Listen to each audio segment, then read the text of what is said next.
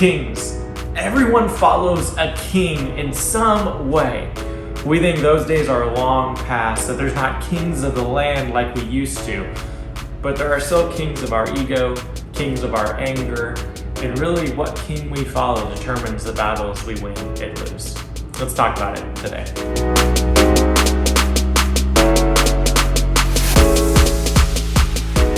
Good morning. Good morning. Man, how's this weather? Yes. If you're new to Phoenix, you've been fooled because it's not here yet, okay? It's about to get really hot again, and then it will get nice a little bit, probably November, mid-November, yeah. But if you're really excited, you're like, this weather is fantastic, you're gonna be disappointed soon, just to let you know. But we are so glad that you are here today. If you are new, if you're a guest with us, I invite you to our hub right outside. That is the tent outside of our building right here. We just have a gift for you, and we just want to say hi to you and have a little conversation with you. We also are excited that we want to invite you back tonight to our team night. Now, here's what I'm going to say. If you serve, you need to be there. And if you want to find out more about our church, you're interested in serving, what does it mean to be a part of a team, to be part of a family at a church, come tonight. It's going to be fun. We're going to have some craziness, some silliness, some games, but we're also going to talk about the future of our church and what God is doing going forward. So come be there. You can text team to 94000 and you can register there. But today we're continuing in our series that we started last week called Jesus in Genesis. And today we're going to talk about this topic of kings. Now you're like, that's a really weird topic. And there's actually a couple books in the Bible called Kings, and we're not even going to talk about First Kings or Second Kings. We're just going to talk about kings. And you're like, why in the world would we talk about kings? Well, I'm going to go through 24 verses today. And as I'm reading and preparing that, the word king is in there 26 times. And I was like, I think I have my topic. I think this is kind of important to the story. This idea of kings, and it might have something to do with, I've been really excited lately because it's been a long time in the coming. But recently on Amazon Prime Video, okay, Lord of the Rings, Rings of Power came out. Wow, that's quiet. I need more nerds in our church, okay? I don't get it. I make football references and you guys don't care. And then I make nerd references and you just look at me, you're like, what is wrong with you? But I've been looking for this moment for a while. And every Thursday night, actually, my wife, she goes to bed because it debuts at like 9 o'clock. And then you can watch it anytime after that, it's streaming. But my wife, I'm like, I'm not going to bed. She's like, why? I'm like, because it's Lord of the Rings night, okay? I'm going to put in 2 AirPods. I'm going to watch Lord of the Rings. And I'm going to be happy. And no, I'm not going to hear any screaming babies or children or anything. I'm just be focused on that TV. It's awesome. I've actually tried to get my wife on board, and every time we watch The Fellowship of the Ring, she falls asleep in the same spot. It's been like 3 times I've given up. But anyway, as I've been watching this show, and it's something that is amazing there. I love Lord of the Rings, and one of the things that it so much has this idea, and it's a mythological world. If you don't know what Lord of the Rings is, I don't know how to help you really. But there's kings, and there's queens, and there's knights, and there's soldiers in there. But a couple cool things happen in the original trilogy and in the books. Then in the second one, The Two Towers, there's this big battle of Helm's Deep. And really the battle turns when King Theoden of Rohan enters the battle, and it turns for the better. Same thing in the third book. Really the battle turns for Middle Earth, and you're like, I'm losing you right now, I know. But when Aragorn takes up his throne and really honors his kind of heritage of what he needs to do and be king over Gondor. And here's the thing is kings have a pretty crazy way of changing some things. In this Lord of the Rings reference, I promise it makes sense because it brings us to our key thought of today, is that throughout history, kings often determine whether a battle is won or lost. You're like, well, you used Lord of the Rings to make that point, so I don't know how relevant that is, but I promise there is something here. Even if we look at modern history and more recent, not even going thousands of back, when we hear king and queens, we think of castles and knights, but even just leaders in our world. In World War II, one of the biggest battles, right, where we see that kind of turned the tide for the Allied forces was the Battle of Normandy. And this has been talked about so much, and it's pretty much verified that they say that in the Battle of Normandy, Germany actually had the proper defenses to be able to destroy that attack and probably would have won them the war. But the reason they didn't act on it is because Hitler was asleep. And Hitler was asleep because he took a lot of sleeping drugs. He had crazy insomnia and was a psychopath. And they couldn't get him up, but he also didn't delegate to his people to be able to make that decision. So they lost the battle and ended up losing the war. You see, the decisions of that king, of that leader, ultimately decided what happened. And here, what we're going to talk about today as we get into this, and we're going to read this story of how the actions of various kings decided how they won or lost battles. For us today, this rings true as well. Because what king we follow ultimately will decide the battles we win and lose in our life. And you may hear that and you think, well, like, man, we're in America. We don't have a king, right? Okay, we have a president. It's a little different. But it's not even that. We follow kings in our lives whether we realize it or not. The king of our ego, the king of our anger, the king of our selfishness, our addictions, and who we follow, who we place our trust in, what we go through determines whether we win battles or lose them. So here's my question I have for us today that we're going to take some time dissecting. And it is this, that what does a king do?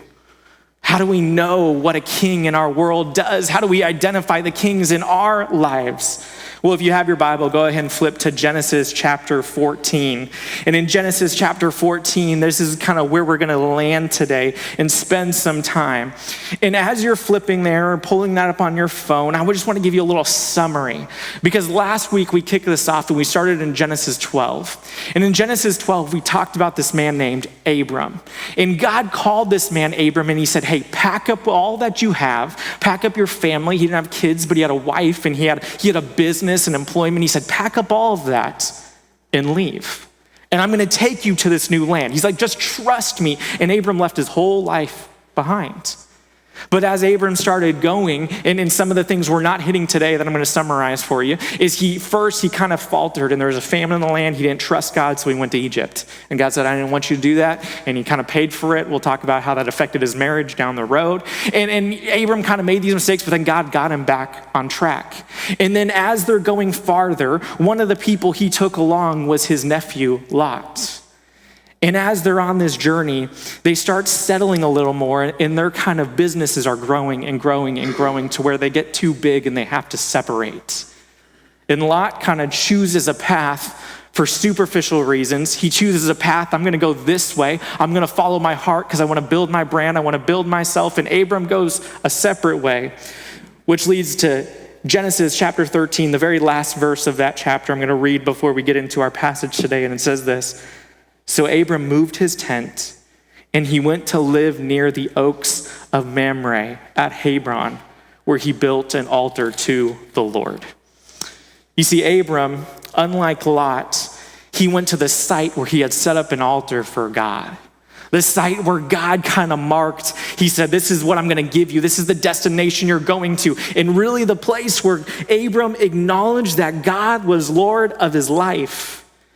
And then all of a sudden, as he settles here, in the background of all of this begins this tale of these kings. And the first thing we're going to see as we dive into this tale and see what kings do is they protect their people. Genesis chapter 14, starting in verse 1, have some grace as we read some pretty crazy names right now. I might rename some people in a second, okay? But in the days King Amphil of Shinar, King Arioch of Elasar, I listened to this on YouTube like 1,000 times. I practice in front of a mirror. It's like Shidalaram. We're going to call him King Cheddar, okay? All right. King Cheddar of Elam and King Tidal of Goim, they waged war against King Bera of Sodom, King Bersha of Gomorrah, King Shinab of Adamah, King Shurab of Zeboi, as well as the king of Bela, that is Zor. All these came as allies to the Siddim Valley, that is the Dead Sea. So, kind of like I said before, and just to set this up a little bit, this story kind of comes out of nowhere. Like Abram's journeying and he's going to new places. And then in verse 4 or chapter 14, they're like, let me tell you about some kings. And you're like, we haven't even mentioned kings to this point. Like, there's kings now? Like, what is going on? And you're like, I'm so confused. What's happening here? And there's no real context, and we're just like jumped into this story. And it names all these kings who represent these random people, and they're waging war on one another. And as you go this, you're like, okay. And we're going to keep reading in a second, we're going to see that all of a sudden Abram works into this story, and we're going to see how his life kind of intertwines with them. But the first thing we see is that kings represent people. Now, like I said before, we don't really call people kings anymore, right? Or queens. Maybe in your marriage you call each other king and queen. I don't know, that'd be cool. But we don't have that in our households. We call my daughter a princess. She does call me king every now and then. I didn't make her do that. But we don't use that language as much anymore, right? But we still use, in some ways, kind of that office or that title, meaning a king is a leader, is someone who represents people. And even though we don't have kings as a monarchy as much, especially in our American kind of sphere, we do have people where we are leaders of certain areas of our life. You may be a leader in your business, a leader of a team, a leader in our church, a leader of your family, a leader in whatever that sphere looks like. And when that happens, here's the important thing, is you represent people. Whether by election or by bloodline, you see the core tenet of the kings is to protect their people that they represent, that were entrusted to them. But here's the problem, is there are good kings and there are bad kings. There are wise kings and there are foolish ones. And as we go through this story, we're going to see some of these qualities in here as we continue to read. And I want to see that when we talk about protecting people, how foolish kings often make reckless choices. Let's keep reading in verse 4. And it says they were subject to Cheddar, right? King Cheddar for 12 years. If that's going to laugh the whole time, we're going to get through it, I promise. They were subject to this king for 12 years, but in the 13th year, they rebelled. In the 14th year, King Cheddar and the kings who were with him, they came and defeated the Rephaim in Ashtoreth Karna, and Zunam and Ham, the Eman and Shavah-Karath, and the Horites and the mountains of Seir, as far as El Paran by the wilderness. Then they came back to invade En Mishpat, that is Kadesh, and they defeated the whole territory of the Amalekites, as well the Amorites who lived in Haraz Tamar. You're like, what in the world just happened? Brace yourself. We get a little more information here of why this war happened. You see, there's kind of like this little weird thing that starts to happen, is there was these 4 big dog kings, and then there was these 5 small dog kings. And the 5 ones were under the rule of the big guys, kind of headed up by King Cheddar, okay? This is gonna break into a VeggieTales in any moment. But they were under kind of this rule of them, meaning they were like led to kind of rule their own kingdom, but ultimately, if anything came down, they had to answer to that guy. And then out of nowhere, the 5 small dog kings say, we're gonna rebel. If your kids ever try to have a mutiny against you as a parent, and they think they're in charge, they think they know what they're doing, and all of a sudden they can make their own decisions, and you just smack them into their place, maybe not physically, but emotionally or mentally, whatever that looks like. And then some of this is happening. It's like they got a big head, they thought all of a sudden they could rise in, and then it just goes boom. And it's important to note a few things. One, the author is a little ambiguous, is like, why are they rebelling? Why doesn't he give the details? And really, part of that's because it's not important to the story that God is going to tell, that we're ultimately leading here. But it's important to know that they do rebel. And when they rebel, the big dogs, they wage war. And when they wage war, they win, and they win big. And they start conquering them, and they put everyone in their place. And hindsight's always 20/20, but it's safe to say that it wasn't a good decision in the start to rebel against them. And whether kings or nations or kings of businesses or families or just themselves, when reckless choices are made, others often pay the price. Think about this for a second. The 4 kings that it talks about, the 5 kings are of the king of Sodom, of Gomorrah, of Adam, of Zebani, and Bela. And they were under this subject rule. And I don't know what their life was like. Maybe it was hard, maybe it was difficult, but I'm gonna venture a guess it was way worse after they were completely conquered by another foreign king. And they were probably living their life, happy in their bubble, and then the guy at the very top decided to make a decision that completely changed their world. And you see, we still sometimes have this happen in our world today. I think of so many families when radical decisions are made because it's at the price of personal happiness. Now, don't hear me wrong. Some marriages need to end when there's abuse, but too often marriages in our world and in our kind of sphere of influence in our culture, they end just because people say, I'm not happy anymore. And they don't want to put in the work. They don't want to put in the time because marriage is hard, right? And relationships are hard. Instead of fighting for it and knowing that it's going to be better for them and the kids in the long term, they're like, I'm just going to give up. I'm done. I'm walking away. And as leaders, whether in businesses or in families or in nations, when they make these reckless decisions, it can tear other people's life apart. But on the flip side of this, we see how wise kings make very deliberate decisions when it comes to protecting their people. Skip down to verse 13, and we're going to fill in the blanks in a second in here. But it says this, that one of the survivors came and told Abram, the Hebrew. Abram comes into the story here, who lived near the oaks belonging to Mamre, the Amorite. That's where we left him off in chapter 13. It says, the brother of Eshcol and the brother of Abner. And listen to this. This is an important last line. It says they were bound by a treaty with Abram.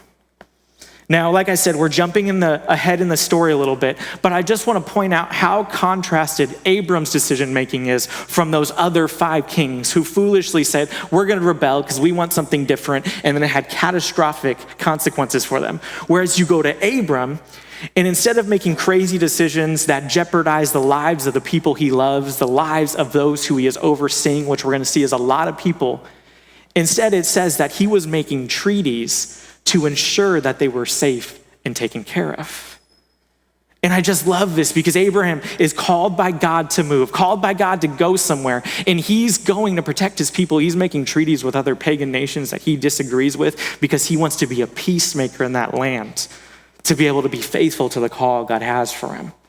Which leads to this next part, that not only did kings protect their people, but they also pick the right fight. Let's back up to verse 8. And it says this, and the king of Sodom, the king of Gomorrah, the king of Admah, the king of Zeboim, and the king of Bela, that is Zor, they went out and they lined up for the battle in the Siddim Valley against King Chetar of Elam, King Tidal of Goim, King Afriel of Sinar, and King Arak of Elasar, 4 kings against 5. 4 big dogs against 5 little nothing. Verse 10. Now the Siddim Valley contained many asphalt pits, and as the kings of Sodom and Gomorrah fled, I'm getting ahead of myself. I'm gonna actually stop right there real quick. Let me just set this up really quick here. Like I said, this is 5 against 4. So it's the 5 who are rebelling. They're lined up and they're about to fight these 4 big ones. Now, I kind of had this illustration as I was thinking about this, is sometimes in life you have to know what fights to pick and what fights not to pick. You know me, I love sports. And Matt, he's not in here, he's teaching kids, that's good. But he's a Seahawks fan, which is ridiculous. Like, it's so annoying. And we fight a lot. And I go to sporting events, and my mouth moves really quick, if you've never noticed. So I talk a lot. I keep my mouth clean. I just talk a lot of trash. And there's been times, especially when I was a student at ASU, and I would sit in the student section, and I would sit at the 20-yard line, and I would make sure I'm bordering the next section, which was a opposing section. And I would just talk the entire game. I was so annoying. You think I'm annoying now? Like 10 years ago, I was so much worse. But I always knew when I needed to stop. Because there were some fights that I knew if I'm gonna keep talking, I might not have the people behind me ready to support me if this goes south, okay?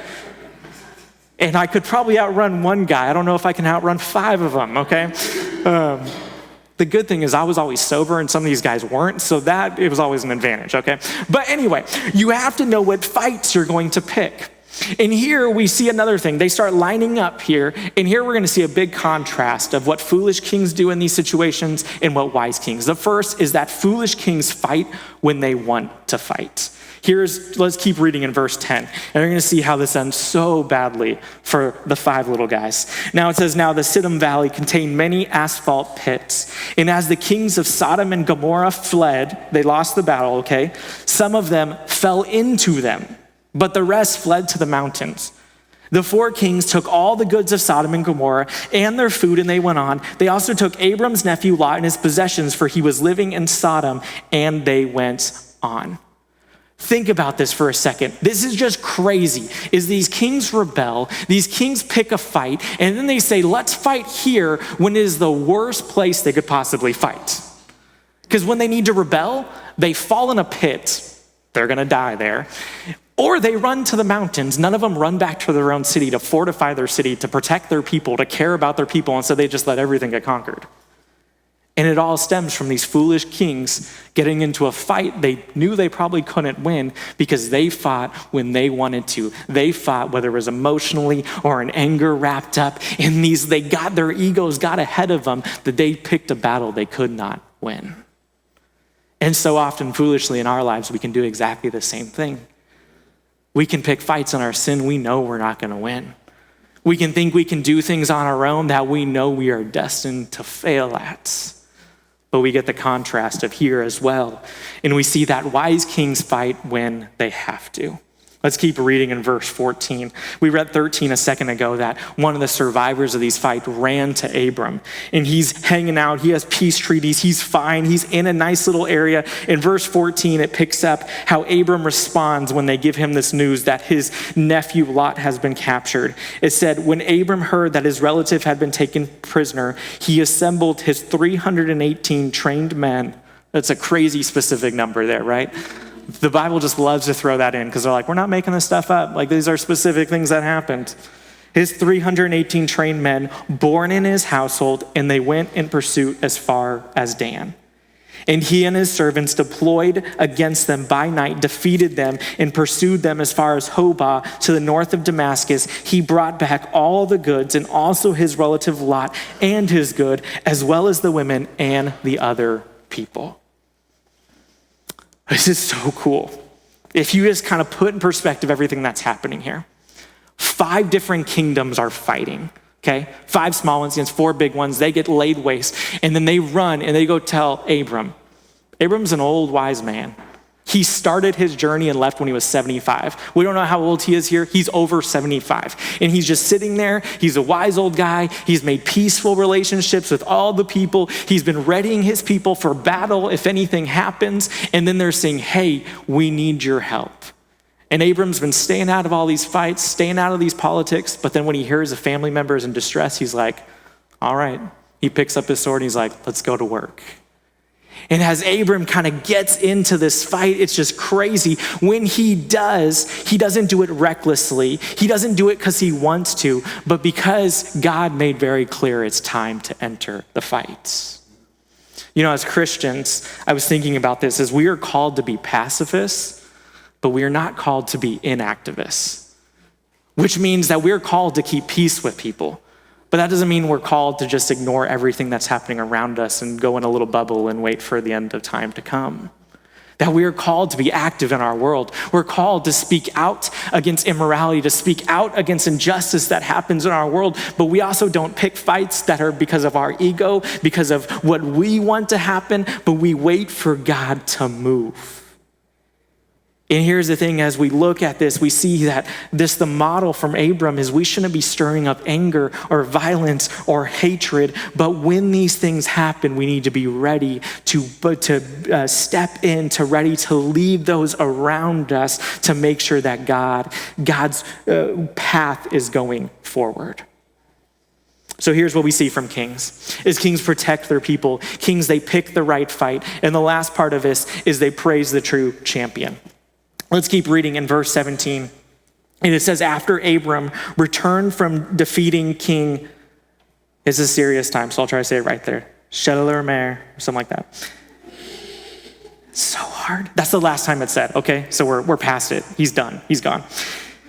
But after Abram returned from defeating him, and the kings who were with him, the king of Sodom, okay? The king of Sodom is the one who got his behind handed to him like no other. He went out to meet him in the Shava Valley, that is the King's Valley. Melchizedek, king of Salem, brought out bread and wine. He was a priest to God Most High. This is where the story kind of takes a weird turn. Because usually in a story like this, kind of the high point, the climax of the story would have been in verse 16.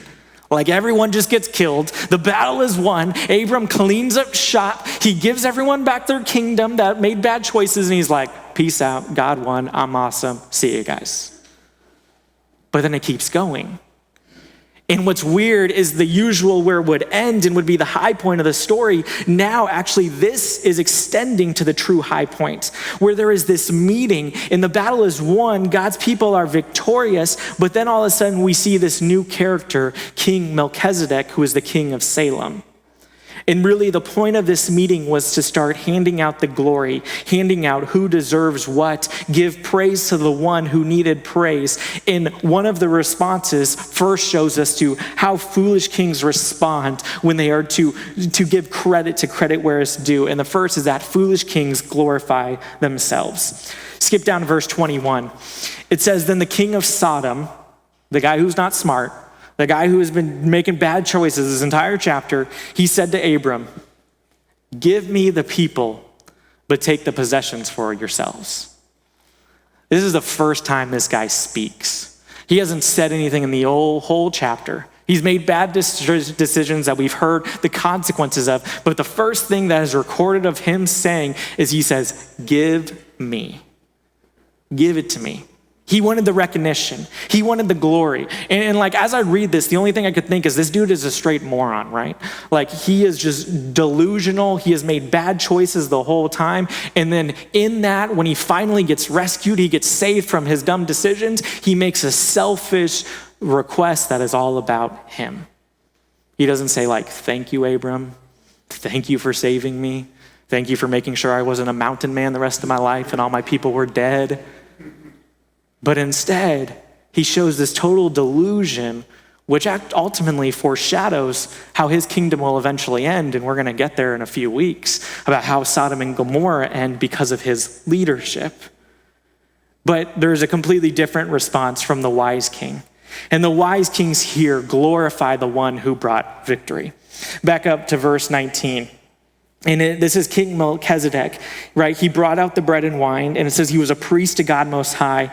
And then it says he blessed him, being Abram, and said, Abram is blessed by God Most High, creator of heaven and earth, and blessed be God Most High, who has handed over your enemies to you. And Abram gave him a tenth of everything. Now, King Melchizedek is kind of this mysterious figure that enters the story. And he comes and he tells Abram that Abram is blessed by God. And then the only kind of background we get of him is he is a priest of the Most High God. And there's so many interesting things here that you can kind of explore. And if you're in a Bible group, I ask your Bible group leaders these questions, right? Who is this guy? Who is he really? And then you can cross-reference. Some of them is like Psalm 110, David mentions him. Hebrews 7, it talks about him. And there's other sections in the Bible that mention this name of King Melchizedek. But this is his first mention, and he comes with bread and wine, which is kind of foreshadows communion in the Lord's Supper in the New Testament. But we see that Abram gives him a tenth of everything he has, which the Jewish Hebrew people reading this would understand that he tithed to him, which is something you'd only tithe to God. Now, a couple of things as you kind of explore this, there's some different beliefs out there about Melchizedek. He's either a high priest that Jesus would eventually come through the line of, or some believe that this might be Jesus himself making an appearance in the Old Testament. But the point is, whichever one that is, and it could be either of those, for us today, the most important part of this is to see, is both Abram and Melchizedek see this victory belonging to God. They didn't take credit for it. They didn't give the credit to any of the other 5 kings. Instead, hear that they just said, this belongs to God, that this is all because of God's blessing. And for us today, we have to ask the question of how have I got to this point in my life? Who do I have to give credit to? A mentor of mine loves to say this line he has, that just because you're standing on third doesn't mean you've hit a triple. If you know anything about baseball, you can get to third in a lot of different ways. You can walk, you can get bunted over, someone can hit a single, you can get there. I'm coaching my son's t-ball team, so it's horrible. That's just a side note, it's fun. Like, I have kids eating dirt, that kid climbing a fence. I'm like, will you just focus? It's so fun. 4 to 6 year olds learning baseball, no problem. But just because we've hit this far in our life, sometimes we think, I worked for that. I got that. And here's our human nature, is we give ourselves too much credit for the good things in our life, and we don't give ourselves enough blame for the bad things in our life. Like, that just is happening because my ex was a deadbeat. Or my kids, they're just really bad kids. It is not my fault. That had nothing to do with my parenting. They just came out that way, right? Or like that person, they're just hard to work for. My boss is just a jerk. That's why I'm like this at work. And too often we want to take the credit, but we don't want to take the blame. Well, look how all this wraps up for Abram in this story. And we're going to read these last couple of verses. In verse 22, it says, "But Abram said to the king of Sodom, I have raised my hand in an oath to the Lord God Most High, creator of heaven and earth, that I will not take a thread or a sandal strap or anything that belongs to you, so you can never say, I made Abram rich." Abram tells the king of Sodom, you did nothing. Verse 24, "I will take nothing except what the servants have eaten. But as for the share of men who came with me, Aner, Askell, and Mamre, they can take their share." Abram made so sure that he wasn't going to give any credit to an earthly king, but he gave all the credit, all the glory to this victory to God. And here's the other crazy thing is Abram at this time could have took some credit for himself. He probably could have been a king. He could have said, hey, I'm the king of the Hebrew people. I just defeated 4 other kingdoms that defeated your 5 kingdoms. I'm the top dog right now. But instead, Abram trusted God's call. That God's like, no, I didn't call you to be a king, but I called you to be the father of a nation. Which brings us to our bottom line today and how we're kind of land this plane a little bit, is that King Jesus doesn't desire warriors for an earthly kingdom, but family for an eternal home. You see, God wasn't interested in bringing up Abram to be this great king that would conquer other nations. Instead, he was starting a nation that would bring forth the salvation of the entire world. And he was bringing this father who would eventually bring more people into this family, who would start something beyond our imagination. When Jesus was asked about this, when Jesus was asked in his ministry, in John, when they were asking about his kingdom, he answered them this way. He said, my kingdom is not of this world. If my kingdom were of this world, my servants would have been fighting that I might not be delivered over to the Jews, but my kingdom is not from this world. Jesus said, I'm not interested in building another Rome and building another America and building another empire. I'm interested in bringing an eternal kingdom that will save us individually from the bad choices we've made in our life. And here's the crazy thing in Revelation chapter 17, verse 14, we get another glimpse of this kingship of Jesus. And it says that this being kind of the world, it says they will make war on the Lamb, and the Lamb will conquer them. For he is the Lord of lords and the King of kings, and those with him are called and chosen and faithful. Here's the deal. Jesus has won the battle.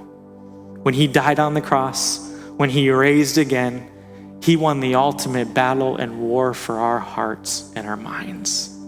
And so often we think we need to fight and we need to win the things in our life, that thing we think we need to push back, that we need to fight against. But God is saying, no, it's already over. Stop trying to be a warrior. Stop trying to be the hero of your own story. Stop trying to be the king of your own life. But no, I've already fought and won that battle for you. And I just want you to come home and be my son and daughter. Today, are you ready to stop following the kings of our world? The king of your anger, the king of your lust or your addiction or your pride or whatever it is, fill in the blank. And are you ready to trust the King of Kings, that he has the best intention in mind for you, that he is wise, he is glorious, and he has invited you to join him? Let's pray this morning.